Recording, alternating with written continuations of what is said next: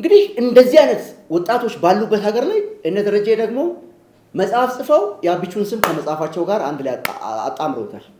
በቃ ያለ አብይ ምንም ነገር መናገራችሁ እነ ደብረጽዮን የሻዕቢያ ተላላኪዎች ናቸው። የት ነው ያሉት ከተባለ ደግሞ አስመራ ነው ያሉት። አያችሁ፣ እንዲህ አይነት ወጣቶች ወደ ትክክለኛው ቦታ ሲመጡ እናጨበጭባለን። በጣም እርግጠኛ ሆኜ ነው መናገር የምችለው።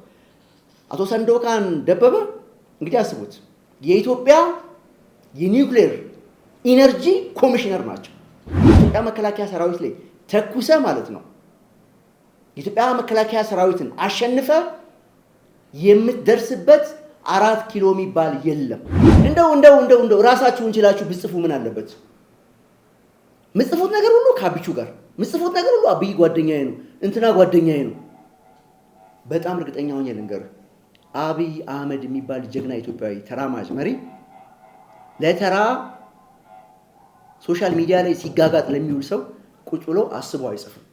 ለወረቀት ብለህ እናት ሀገርህን መበጥበጥ የምትፈልግ ወሮ በላ ምንም በቃ 100 ዓመት የአውሮፓ ህብረት ይጠቅላለው የትኛውም ዓለም ላይ ብትኖሩ ማለት ነው፣ አሜሪካ ብትኖር፣ አውሮፓ ብትኖር ይሄን ነገር አትነቀንቁትም። በሰልፍና በጋጋታ በመፈክር በፉከራና በሽለላ የሚቀየር ነገር የለም። ሰላም ጤና ይስጥልኝ ክብራትና ክብራን የኢትዮጵያ ድምጽ ቤተሰቦች በእያላችሁበት ለእናንተና ለጠቅላላው ቤተሰቦቻችሁ የተሟላ ሰላምና ጤና እመኝላችኋለሁ። በላይ መንገሻ ነኝ ከአዲስ አበባ ኢትዮጵያ። አዲስ አበባ ልማቱም ሰላሙም ቀጥሏል። የኢትዮጵያ መከላከያ ሰራዊት አስፈላጊውን ሁሉ እርምጃ በጀዊሳ ላይ እየወሰደ ይገኛል። አውሮፓም አሜሪካም ያላችሁ የጽንፈኛ ደጋፊዎች ይቺን ሀቅ ዋጧት። በቃ የኢትዮጵያ መከላከያ ሰራዊት ላይ ተኩሰ ማለት ነው የኢትዮጵያ መከላከያ ሰራዊትን አሸንፈ የምትደርስበት 4 ኪሎ የሚባል የለም። ዛሬ ጠቅላይ ሚኒስትር አብይ አህመድ የኢትዮጵያ ኒውክሌር ኢነርጂ ኮሚሽነር አድርገው አቶ ሰንዶቃን ደበበን ሾመዋል። አቶ ሰንዶቃን ደበበ እጅግ በጣም ወጣት የሚባሉ ኢትዮጵያዊ ናቸው። በጣም ወጣት፣ በጣም እርግጠኛ ነኝ ከኔ በ20 ወይም በ18 በቃ በ20 ዓመት ያንሳሉ። እርግጠኛ ሆኜ ልንገራችሁ። አያችሁ፣ እንዲህ አይነት ወጣቶች ወደ ትክክለኛው ቦታ ሲመጡ እናጨበጭባለን። በጣም እርግጠኛ ሆኜ ነው መናገር የምችለው። አቶ ሰንዶቃን ደበበ እንግዲህ አስቡት፣ የኢትዮጵያ የኒውክሌር ኢነርጂ ኮሚሽነር ናቸው። ስለ ኒውክሌር እኮ ነው እያወራሁልህ ያለሁት። ስለ አረቄ ቤት ወይም ስለ ካቲካላ ወይም ስለ ጠላ ድፍድፍ አይደለም እያወራሁልህ ያለሁት። ኒውክሌር ኢነርጂ የኢትዮጵያን የኒውክሌር ኢነርጂ ተቋም የሚመሩት ግለሰብ ከኔ በ20 ዓመት ያንሳሉ በእድሜ። ወጣት በቃ እንዲህ አይነት ተራማጅ ወጣቶች አሉ። ከዚህ በፊትም ስናገር ነበር። በየዩኒቨርሲቲው በየኮሌጁ ዶክተር፣ ፕሮፌሰር፣ ኢንጂነር ወጣቶች 2ኛ ዲግሪ 3ኛ ዲግሪ ያላቸው ልጆች ነፍ ናቸው እዚህ ሀገር ላይ። ስለዚህ አውሮፓ ሆነ እየየ ትላለህ ለመታወቂያና ለወረቀት። በቀደም አቤ ተወክቻው ላይ ሲጮሁ የነበሩት ማለት ነው። አቤ ወንድ እኮ ነው። አቤ ሰንጥቆ ገባ። አያችሁ፣ ኢትዮጵያዊ ማለት እንደዚህ ነው። ለወረቀት ብለህ እናት ሀገርህን መበጥበጥ የምትፈልግ ወሮ በላ ምንም በቃ 100 ዓመት የአውሮፓ ህብረት ይጠቅላለው የትኛውም ዓለም ላይ ብትኖሩ ማለት ነው፣ አሜሪካ ብትኖር፣ አውሮፓ ብትኖር ይሄን ነገር አትነቀንቁትም። በሰልፍና በጋጋታ በመፈክር በፉከራና በሽለላ የሚቀየር ነገር የለም። በመፈክር ቢሆን ኖሮ ብዙ ፓርቲዎች በመፈክር መንግስትን ይጥሉ ነበር። ስለዚህ እንናገራለን ደግመን ደጋግመን። ወጣቶች አሉ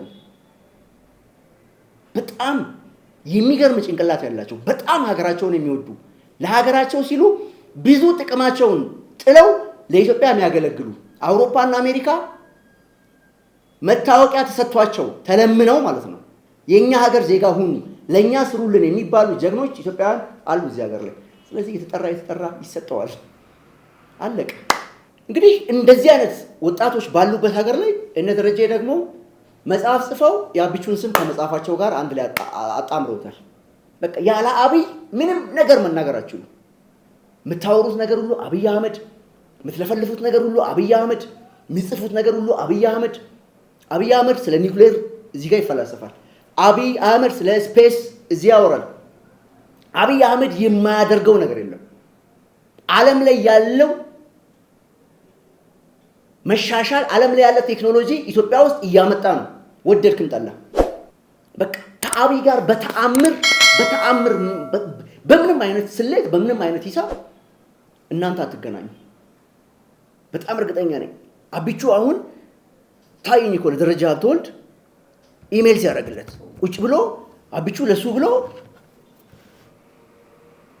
ላፕቶፑን ከፍቶ ደረጀን አስቦ ለደረጀ ምን ልጻፍለት፣ ለደረጀ ምን ብዬ ደረጀ ላሳምን ብሎ ተጨንቆ ማለት ነው። የኢትዮጵያ ጠቅላይ ሚኒስትር የሆነ እነ ትራምፕ ቀጠሯት ይዘው ስልክ የሚደውሉለት ሰውዬ ለደረጀ ኢሜል ሲያደርግ አስቡት። የሌለ ነገር የሌለ ድራማ። እርግጠኛ ነኝ እንደዚህ አይነት ኮተት ጽሁፎች ቢሸጡም ባይሸጡም ትርጉም የላቸውም። እኔ አላነብም፣ እውነቱን ለመናገር እንደዚህ አይነት ቅራቅንቦ ነገር አላነብም። አልጸጸትንም፣ አላነበብኩትም እንኳን ይሄ ቅራቅንቦ ይቅርና። ስለዚህ እንደው ራሳችሁን ችላችሁ ብጽፉ ምን አለበት? ምጽፉት ነገር ሁሉ ከአቢቹ ጋር ምጽፉት ነገር ሁሉ አብይ ጓደኛዬ ነው፣ እንትና ጓደኛዬ ነው። በጣም እርግጠኛ ሆኜ ልንገርህ፣ አብይ አህመድ የሚባል ጀግና ኢትዮጵያዊ ተራማጅ መሪ ለተራ ሶሻል ሚዲያ ላይ ሲጋጋጥ ለሚውል ሰው ቁጭ ብሎ አስቦ አይጽፍም። አቢቹ እነ ባይደንን አልተለማመጠም። በጣም እርግጠኛ ሆኜ ልንገርህ፣ ያኔ የህልውና ዘመቻ ጊዜ ጆ ባይደን አይደለ የአሜሪካ ፕሬዝዳንት፣ እጁን ጠምዝዘው እንደዚህ አድርገው የሆነ ነገር ማድረግ ሲፈልጉ የዛኔ ያለመነም አቢቹ። እኛ ከአቢቹ ጋር ነበርን። ስለዚህ መጽሐፍ በዚህ ዘመን በጣም ተራ ነገር ሆኗል። ባዮግራፊ በቃ የቅራቅንቦ መጽሐፍ ለምን ያልጻፍኩም? እኔ የስነ ጽሁፍ ችሎታ ስለሌለኝ ነው? እኔ ባዮግራፊ መጽሐፍ ስለማልችል ነው? ወይም እዚህ ሀገር ያለው ዶክተር ፕሮፌሰር ሁሉ መጽሐፍ ያልቻለው መጽሐፍ ስለከበደው ነው? አቢቹን መሆን አትችሉም። በቃ በተአምር የቆሎ ጓደኛችሁ አይደለም። በቃ የሆነ በሰማይና በምድር የማትገናኙበት ነገር አለ። ስለዚህ ይሄ ኮተት ነገር በቃ እኔ አሁን እንደዚህ አይነት ሰዎች ስለ ቦርጭ ቢጽፉ እሰየው። እሺ አሁን ደረጀ ስለ ቦርጭ ቢጽፍ፣ ስለ አምስተርዳም ቢጽፍ፣ ስለ ሆልስታይን ከብቶች ቢጽፍ፣ ስለ ወተት እንደዚህ አይነት የሚባል ሀገር ነው የሚኖርበት ሀገር የወተት ከብቶች አሉ። በዚህ ልክ እንደዚህ ወተት ይታለባል። አንድ ላም ይሄን ያህል ትታለባለች። ይሄንን እንደዚህ ምናምን ቢባል እሺ እንደው ትንሽ እንኳን ለማንበብ እንደው እንትን ስለምንፈልግ መራመድ ስለምንፈልግ ምርታማ መሆን ስለምንፈልግ የሆላንድ ወተቶች ለካስ በዚህ ልክ ላሞች ይታለባሉ ምናምን የሚለው ነገር ዝም ብሎ ኮተት ነገር በቃ ኮተት ድሪቶ እና ምንም ትርጉም የለውም። ለውጥ የለም። በቃ ድከሙ ተብላችኋል። አለቀ። ክብራትና ክብራን እንግዲህ ትግራይ ክልል ላይ ከትላንት ጀምሮ የነበረው አመጽ አሁንም እየታመሰ ነው። በቃ እየታመሰ ነው። እነ ደብረጽዮን የሻዕቢያ ተላላኪዎች ናቸው። የት ነው ያሉት ከተባለ ደግሞ አስመራ ነው ያሉት። የጀዊሳ ደጋፊዎች ከጽምዶ ግምዶ ጋር አብራችሁ የምትሰሩ ሰዎች ሁሉ አማራን ነፃ እናወጣለን የምትሉ ሰዎች ጉዳችሁን በደንብ ተመልከቱት።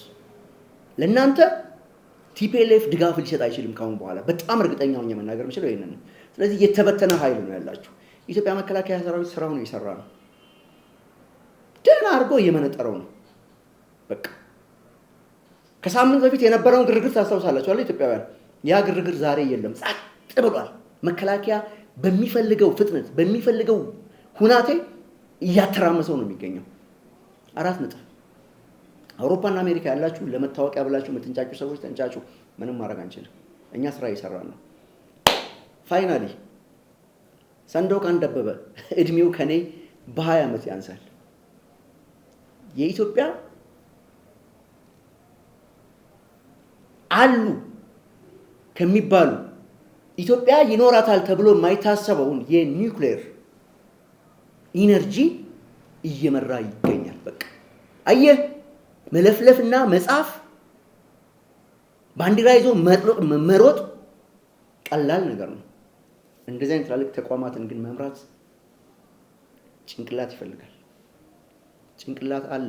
6 ኪሎ ዩኒቨርሲቲ አለ፣ 4 ኪሎ አለ፣ ጂማ ዩኒቨርሲቲ አለ፣ ወልቂጤ አለ፣ ሆሳና አለ፣ ወላይታ ሶዶ፣ አርባ ምንጭ፣ ጅግጅጋ፣ አሶሳ፣ አሳይታ በየዩኒቨርሲቲው አሉ። እንደ ሰንዶቃን አይነት ለኢትዮጵያ የሚሰሩ ጀግና ልጆች እነሱ እያሉ ከአውሮፓና ከአሜሪካ የሚጮህ ሰው መጥቶ እዚህ ሀገር ስልጣን አይይዝም። 4 ነጥብ። ክቡራትና ክቡራን፣ በላይ መንገሻ ነኝ ከአዲስ አበባ ኢትዮጵያ። የኢትዮጵያ ድምጽ ከተመቻችሁ ሰብስክራይብ አድርጉ፣ ካልተመቻችሁ ደግሞ መብታችሁ ነው። ሁሉም ነገር መልካም ይሆናል። እግዚአብሔር ኢትዮጵያን ይባርክ።